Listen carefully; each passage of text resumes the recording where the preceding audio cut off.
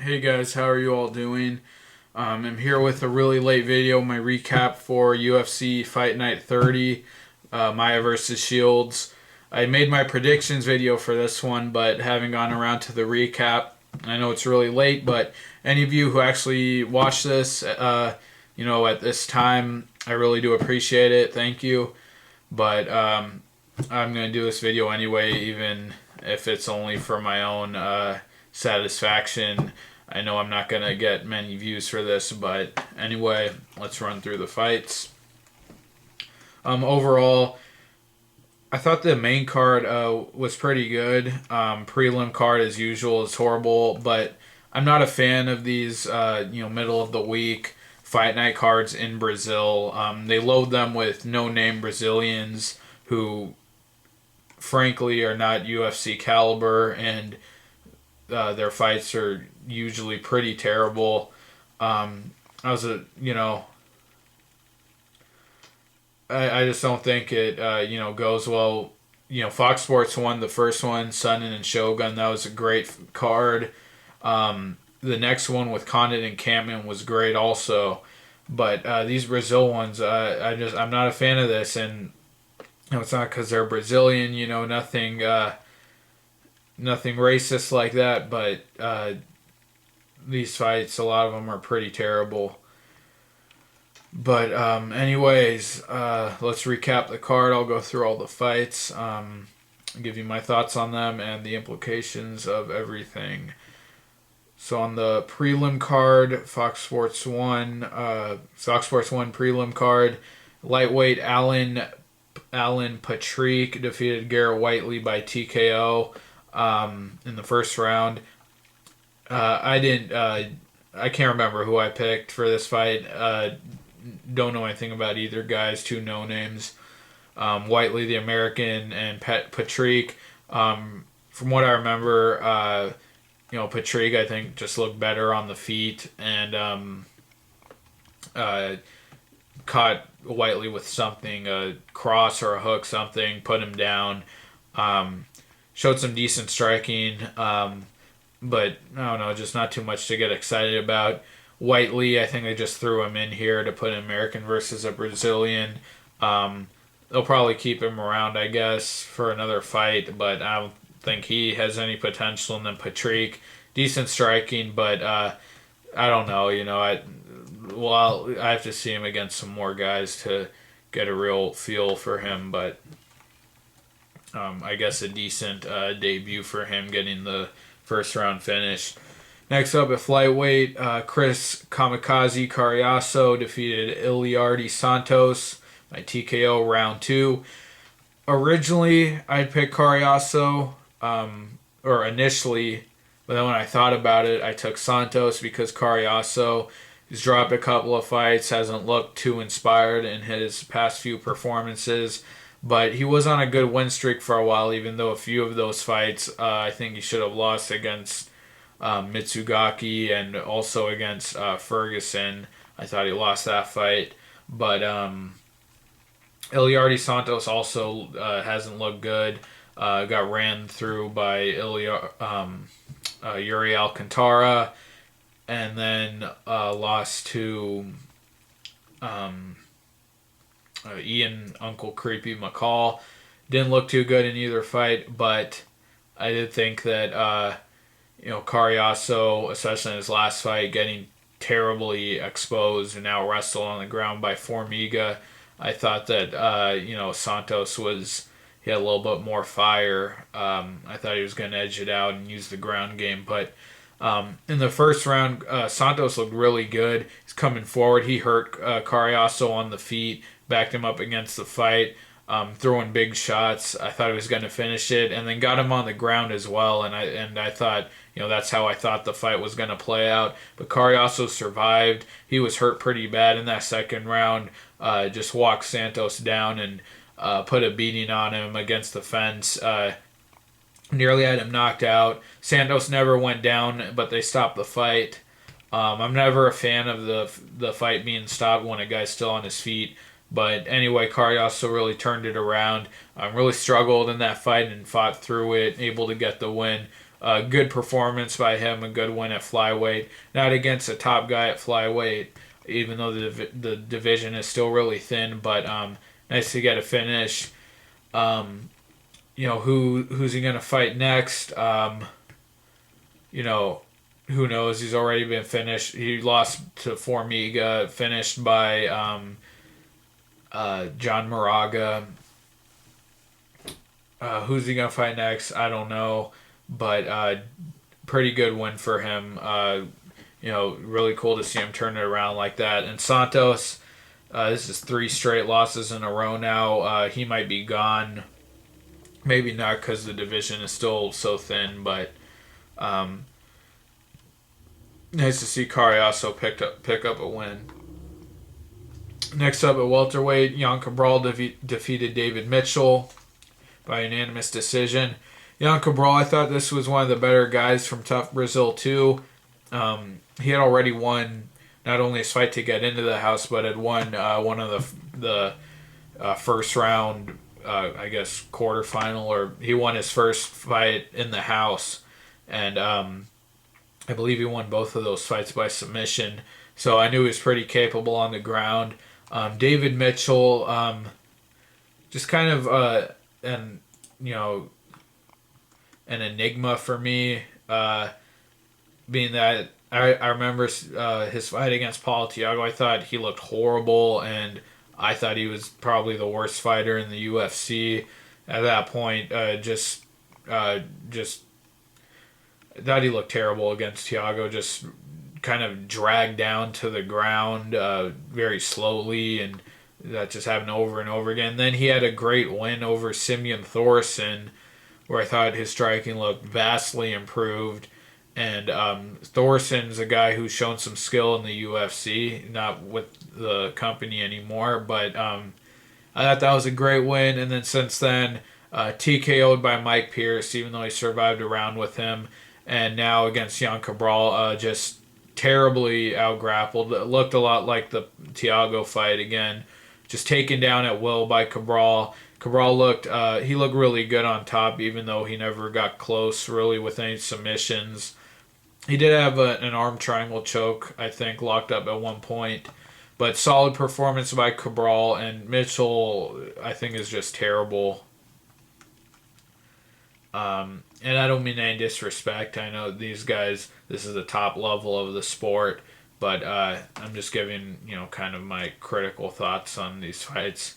I'm not sure if they've cut Mitchell yet, but he's 1-4, I think, in the UFC. I mean, come on, why is he here? And then the next fight at welterweight, Igor Araujo defeated Ildemar Alcantara by decision. I had picked Alcantara. I remember him getting that knee bar win over Wagner Prado. And Araujo from Tough 16, I thought he looked kind of poor during the show in his did he have 2 fights or 1 fight? I think he only had 1, or no, yeah, he had 2 fights. Colton Smith dominated him pretty easily on the ground. But Araujo fought with a lot of intensity here.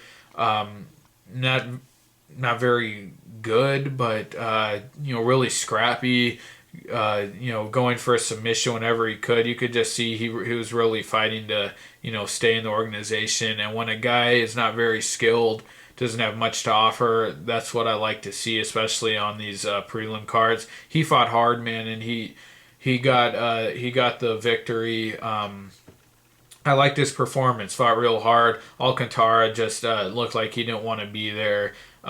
Just real boring. In his last fight against, I think it was Leandro Silva, Alcantara also looked, just looked like he wasn't fighting with any kind of passion. But Araujo, fought with a lot of fire. I think he had a go-go plat at one point, but really tenacious. He was pretty good on the ground, pretty much dominated Alcantara on the ground.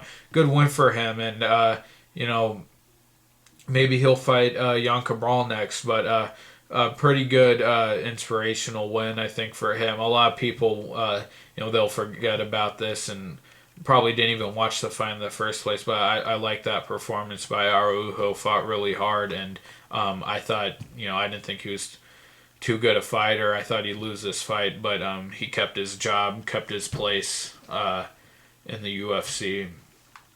And now onto the main card. Rafael Assunção defeated TJ Dillashaw. Again, with this fight initially, I was thinking I've been a big fan of TJ Dillashaw. I remember watching him fight to get into the house on Tough 14, and I actually thought I picked him to win the show after seeing that fight. Ended up losing to Dots in the finale, but I think this guy's been really good. I really like seeing him progress after the show in the UFC. But I did think Assunção was going to be a bit too much for him. But I think in my video, my official pick, I did go with Dillashaw. Thinking about it a little bit more, I thought, his power and his wrestling would, win him the fight. But great performance by Assunção. Best I've ever seen him look, because TJ Dillashaw is an up-and-coming, rising star. And first round, Dillashaw looked great.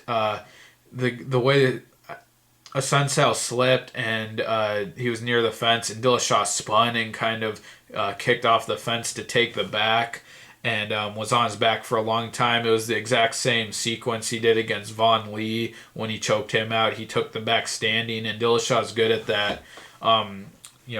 The alpha male guys or Uriah Faber, he's done that before, and Dillashaw seemed to pick that up real well.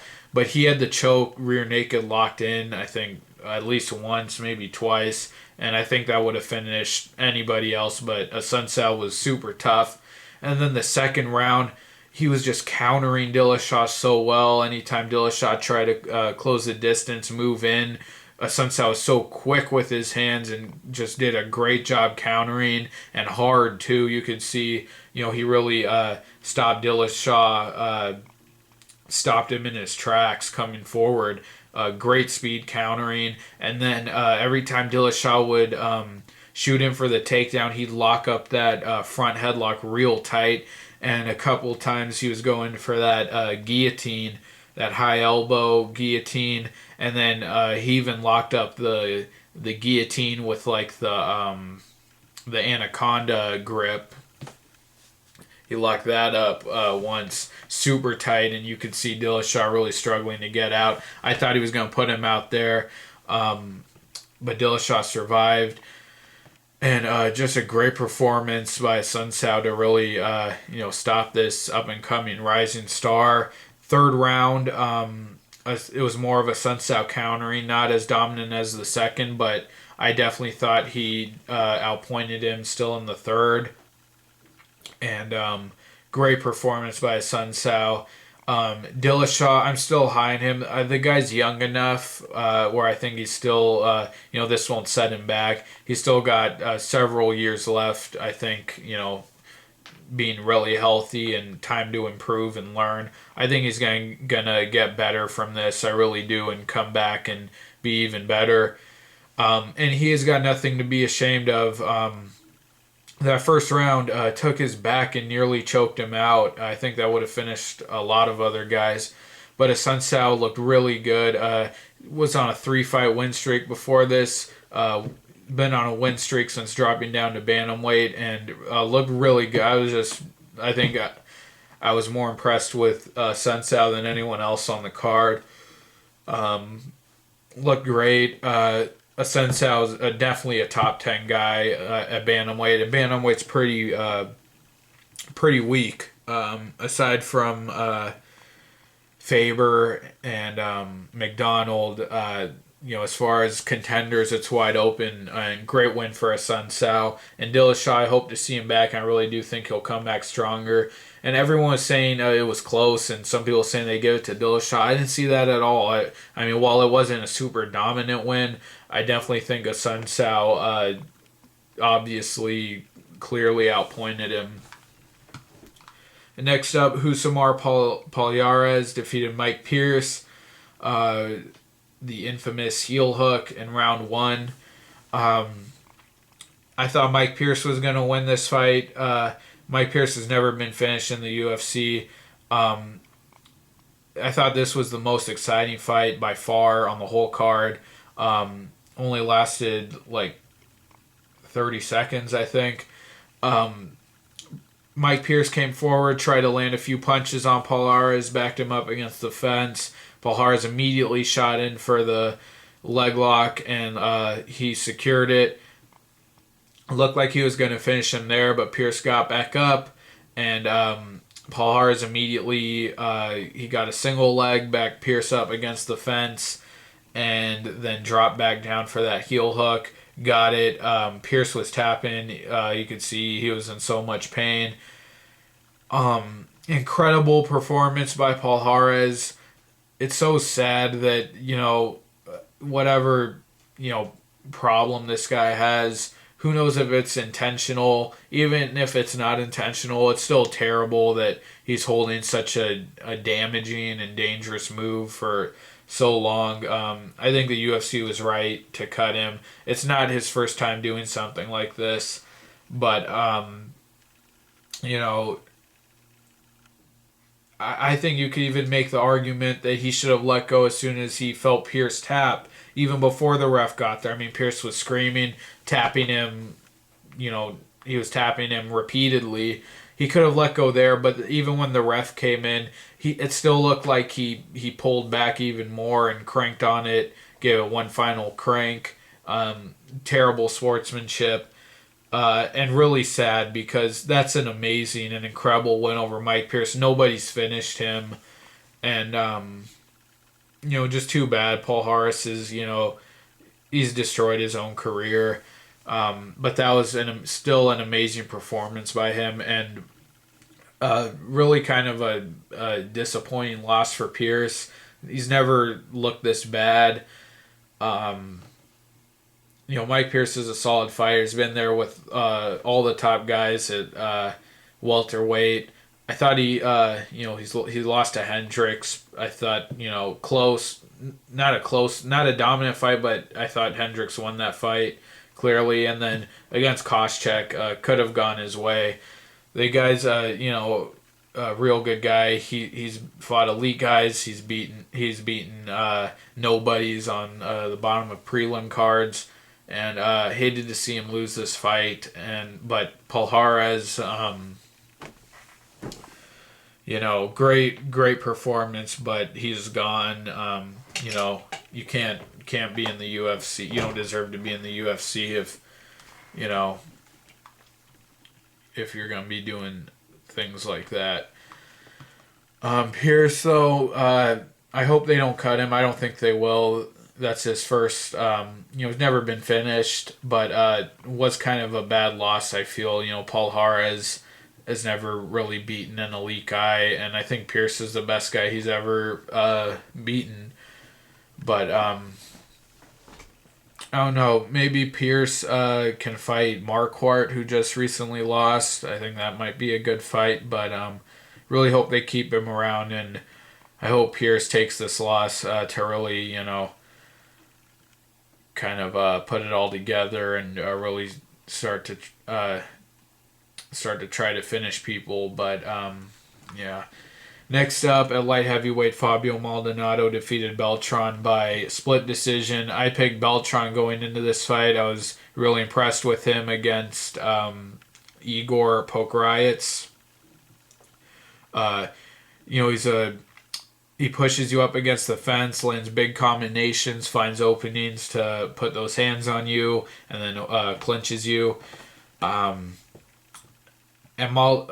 round, I had Beltran winning. He did just that. Put Maldonado against the fence, landed a few combinations. But in the second round, Maldonado started to tee off, use that jab, standing right in front of him. He was standing right against the cage even when they weren't clinching and telling Beltran to come forward, which I thought was just stupid and embarrassing. And then third round, I thought Beltran edged it out, used some more clinch work. I think he got a brief takedown at one point.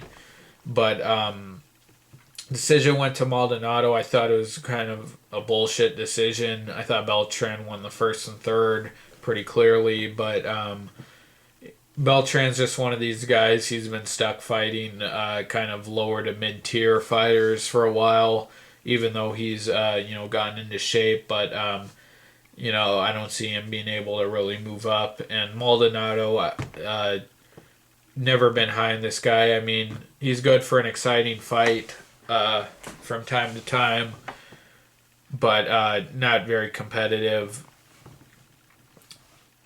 And will they keep Beltran? I'm sure they will. He's usually in pretty exciting fights.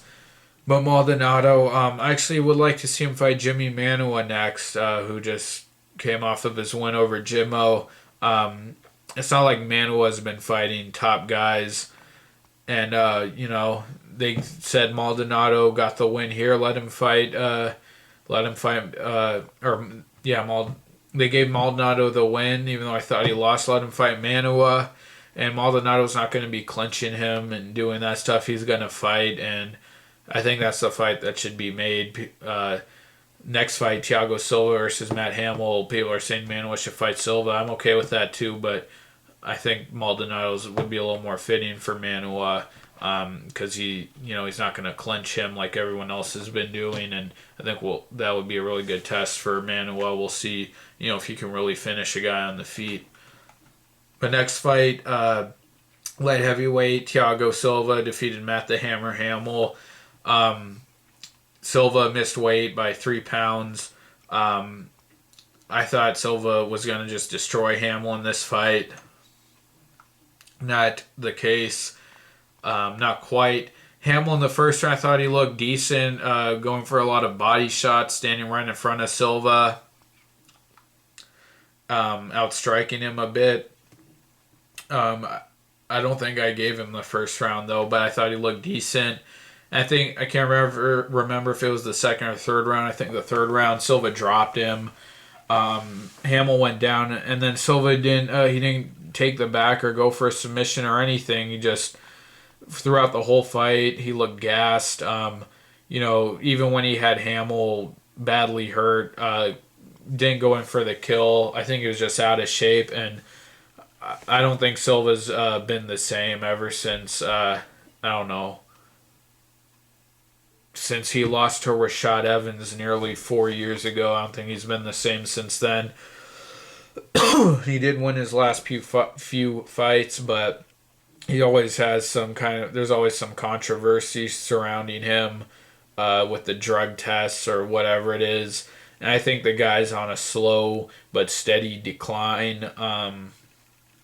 Even though he won a pretty awful performance against Hamill, who he really should have just clowned on the feet, but not a good fight. Who's next for Silva? I mean, who knows? He could fight Manua, that's fine, but I don't really care about the guy. I don't see him getting anywhere near the top, and if he does fight a top guy, I think he'll get beaten pretty easily. The next fight, co-main event, Dong-Hyun Kim KO'd Eric Silva in a big upset at welterweight. I was totally wrong about this. I picked Silva. I thought Silva was, super talented. I thought he was going to be a guy who's going to be a legit contender for a long time in the UFC to come. But Dong-Hyun Kim, he survived the early storm. Silva's looking good in the first round and then the early second round. But Dong-Hyun Kim stayed in there. Even at the end of the first round, got Silva down and held him there for a bit. But he was firing back on the feet, even though he got rocked a few times. And in the second round, Silva was coming in. Dong-Hyun Kim just nailed him with it was like a straight left between like a cross and a hook. But nailed him, knocked Silva out cold, and followed up with a big shot after he was already down. Great upset victory for Kim. Silva, he's in a real terrible spot now. This guy was on fire, lost to John Fitch, came back with the win against High, and now KO'd viciously by Kim. Totally derailed the hype train. I think it's going to be kind of tough for this guy to get his confidence back. I mean, it's not like I mean, Kim's you could argue Kim's not even a top 10 guy, but he's a real solid guy. But it's not like he got KO'd by, a top 5 contender. He got KO'd by a guy who is arguably outside the top 10. And I don't know if he can come back from this. Kim, while, he was in trouble a lot during the fight, still managed to get the KO, and that's a big upset, big win for Kim. I think he deserves a top guy next. They mentioned Shields maybe against Kim. I'd like to see that, but Kim could really fight anybody. Maybe Kim and Hector Lombard. I think that could be a good fight. But real good win for Kim. Definitely moved him up. Maybe not in the top 10, but definitely a huge win for him. Next up, the main event, Shields and Maia. Shields won by split decision. I was totally wrong. I picked Maia. I thought he'd easily be able to out-grapple Fitch, but boy, I definitely should have seen this coming. Shields, it's just, he's so crazy. His career in the UFC is just, he's very boring to watch fight, terribly boring. People talk about his submission game. He hasn't shown any of that in the UFC. Hasn't come close with any submissions. But the guy wins his fights. The only fights he's dropped in the UFC are to GSP, which he took a few rounds from, and then lost to Jake Ellenberger. But, the guy, every time you think he's going to lose, he ends up pulling the fight out. And it's just so strange because he's not exciting. He's not even, like, a lot of fights he even struggles to get the takedown and he still wins. Like against his last fight against Tyron Woodley, just has this thing where he baits his opponents into, playing this kind of, this close range kind of, he slows the pace way down, gets his opponents to fight at his very slow pace, and just finds a way to barely edge you out. And say what you want, but it's a sport, and he finds a way to win fights. But if this was, everyone should have seen this. This was a tailor-made fight for Shields. A guy like Maia who wants to out-grapple you, Shields will beat you every time. Shields is heavy on top, man. His control in this fight looked great. Maia was on top a few times, but that's what Shields is. He's a grappler. He's not even a submission grappler anymore. He's just he just wants to stay on top of you, hold you down. And while I usually hate that, there's just something I have to respect about this because, it's not like he does this to everybody. Like Tyron Woodley couldn't get him down when he fought Akiyama. I think barely got him down, maybe only once. But Maia wanted to grapple with him. He thought he was gonna be able to have success there, and absolutely not. Shields, he loves these slow grinding, grappling fights. It looked like a gym. A grappling match in the gym. Shields just slows the pace down and got several reversals on Maia during the fight. This was a perfect fight for him, and it's a big win. Maia, that win over Fitch and then his finish of Story, those were big wins. This guy was closing in on a title shot, and Jake Shields pretty much dominated him. The only round I kind of gave to Maia, I think it was the fourth or the third, where Maia dropped him, started landing a few shots and dropped him and took the back, but then Shields rolled him over. I think I gave Maia that round, but it's pretty much all Shields in this fight. The guy's not exciting. His submission game is gone, but boy, he'll get inside your head, make you fight his fight and outpoint you. But it's a big win, and you can't deny it. You can never deny the win. You know, Shields, he's put himself back in a great position, and you know, he could fight Kim. I could also see him fighting Lombard.